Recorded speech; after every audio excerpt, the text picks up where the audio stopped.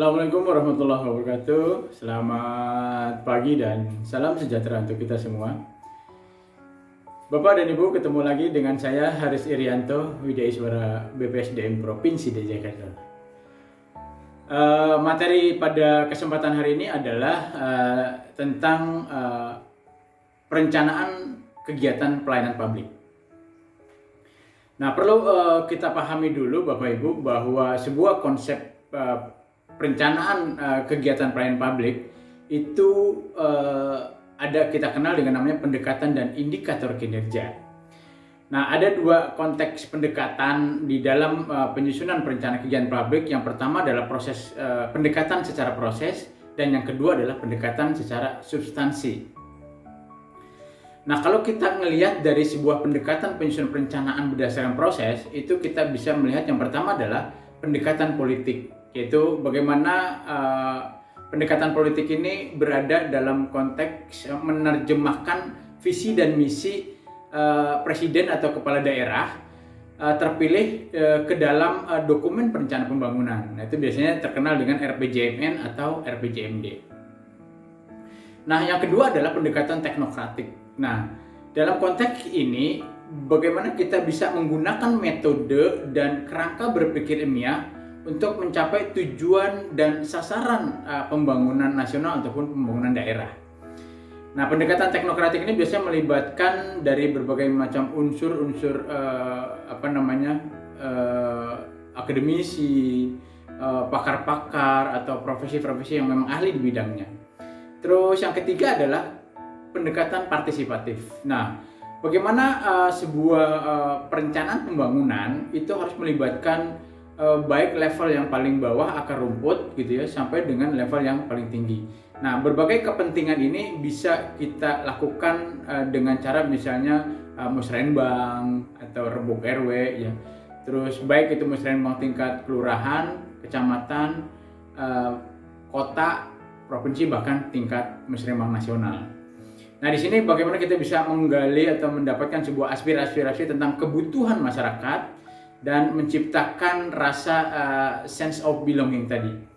Nah, yang keempat adalah pendekatan atas bawah atau bawah atas. Nah, dilaksanakan berdasarkan jenjang yang ada di pemerintahan. Terkait dengan misalnya tujuan dan sasaran pembangunan nasional yang diakomodir, terus level ke bawahnya lagi ada tujuan sasaran pembangunan daerah gitu ya. Terus juga ada perencanaan pembangunan nasional yang diacu oleh provinsi, kabupaten, kota, dan sampai ke tingkat level bawahnya. Nah, selanjutnya juga bahwa di dalam konteks pendekatan perencanaan tadi ada pendekatan proses, yang kedua juga ada pendekatan substansi. Nah, pendekatan substansi ini kita kenal dengan namanya THIS, atau yang pertama pendekatan tematik, yaitu bahwa perencanaan yang dilakukan disesuaikan dengan tema-tema dari prioritas sesuai dengan isu-isu global, regional maupun lokal dengan jangka waktu yang sesuai, baik itu jangka pendek tahunan, menengah 5 tahunan, dan jangka panjang 20 tahunan. Nah, yang kedua adalah pendekatan holistik. Nah, dari tematik yang tadi tersebut maka dilakukan sebuah rangkaian komprehensif gitu ya dari berbagai jenjang tadi dengan melibatkan seluruh pemangku kepentingan atau stakeholder, baik level bawah, menengah maupun sampai dengan level atas.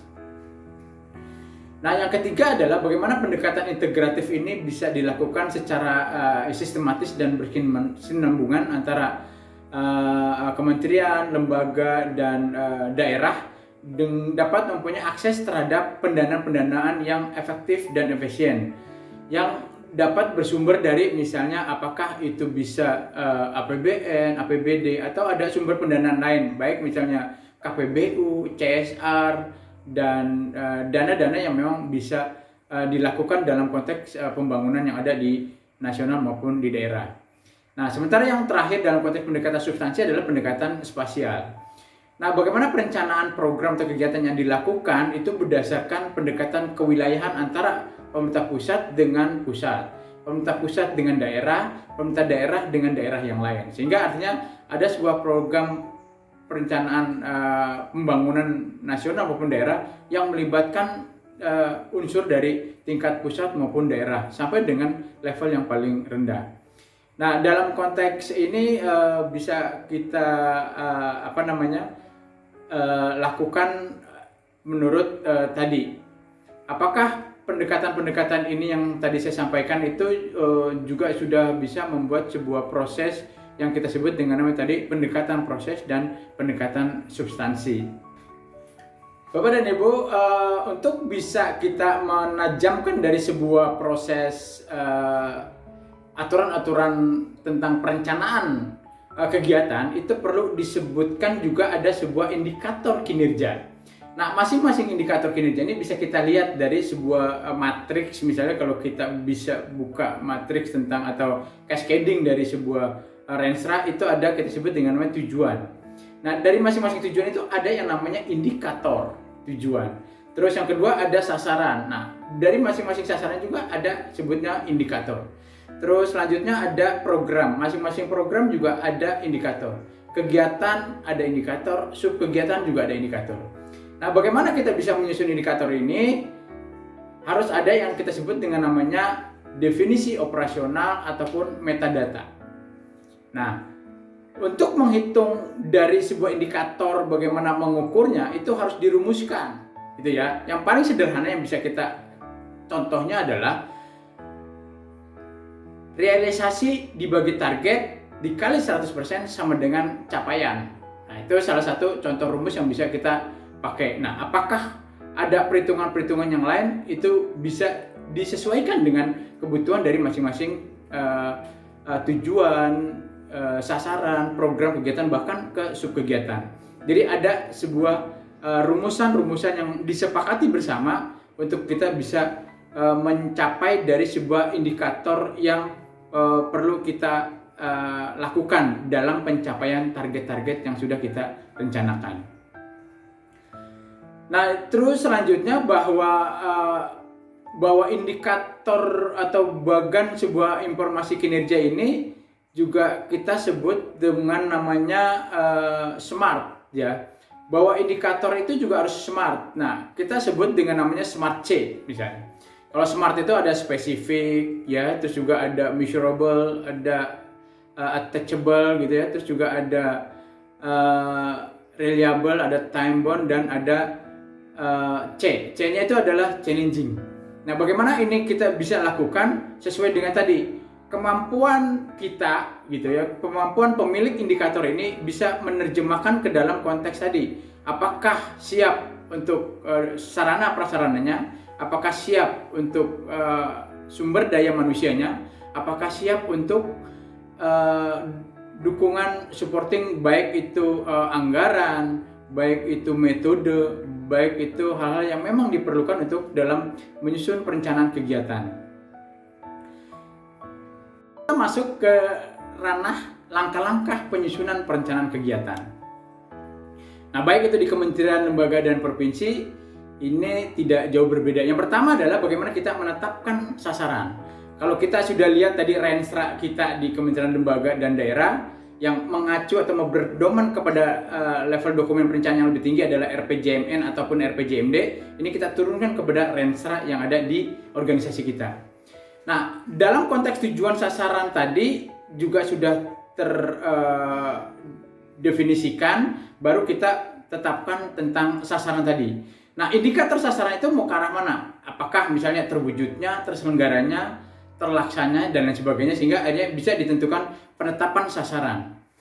Nah, sasaran ini yang dimaksud adalah rencana kegiatan dalam konteks dokumen Renstra tadi, ya, bagaimana kementerian, lembaga, dan daerah mengidentifikasi sasaran mana yang akan diwujudkan pada tahun yang beserta indikator dan targetnya.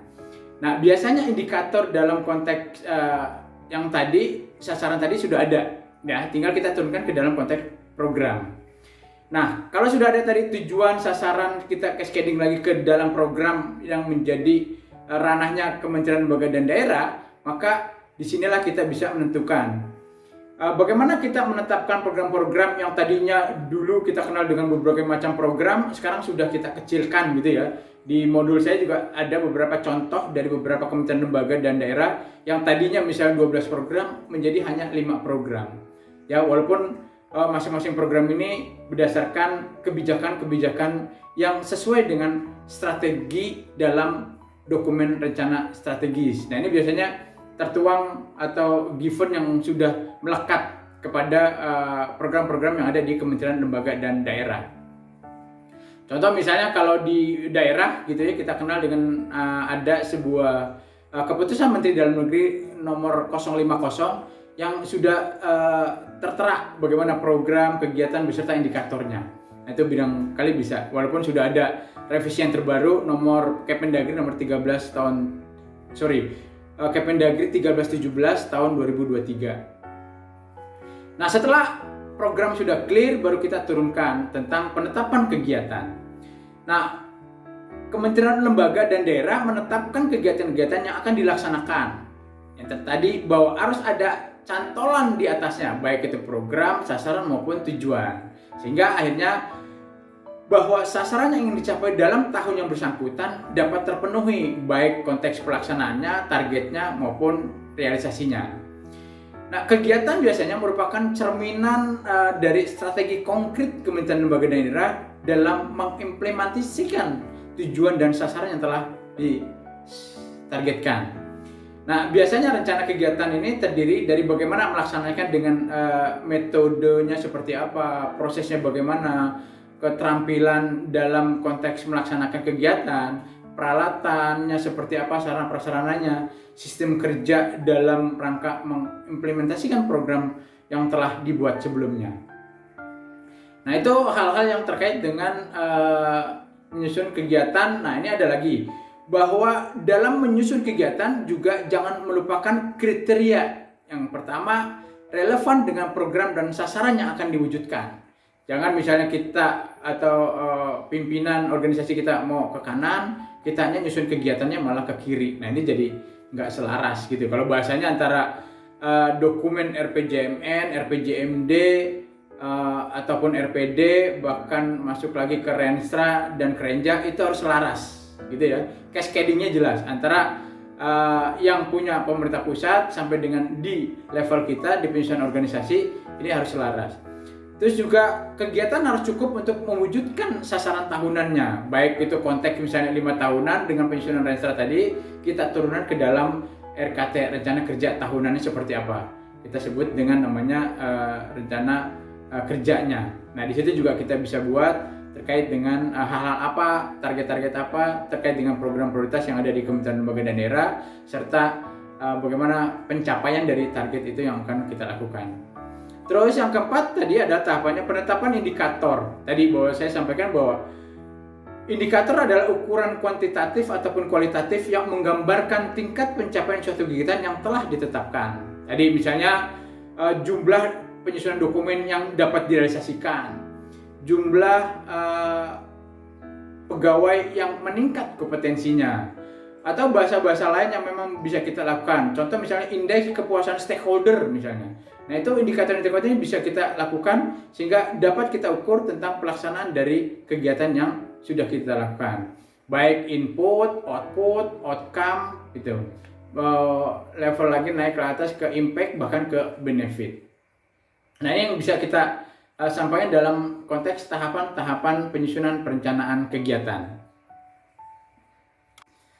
Oke, Bapak dan Ibu, kita lihat juga bagaimana terlaksananya perencanaan kegiatan tersebut dapat dikatakan berkualitas dan dapat dipertanggungjawabkan antara lain dengan cara tahap 1, analisa kebutuhan user atau stakeholder. Nah, di sini kita bisa bagaimana mengenali, mendata, dan mengetahui sejauh mana kondisi atau kapasitas kemampuan organisasi kita dalam merencana kegiatan yang akan disusun. Baik itu misalnya kelembagaan, SDM, sarana prasarana, anggaran, sistem, prosedur, serta aspek-aspek lain yang bisa mendongkrak dari sebuah penyusunan perencanaan tersebut.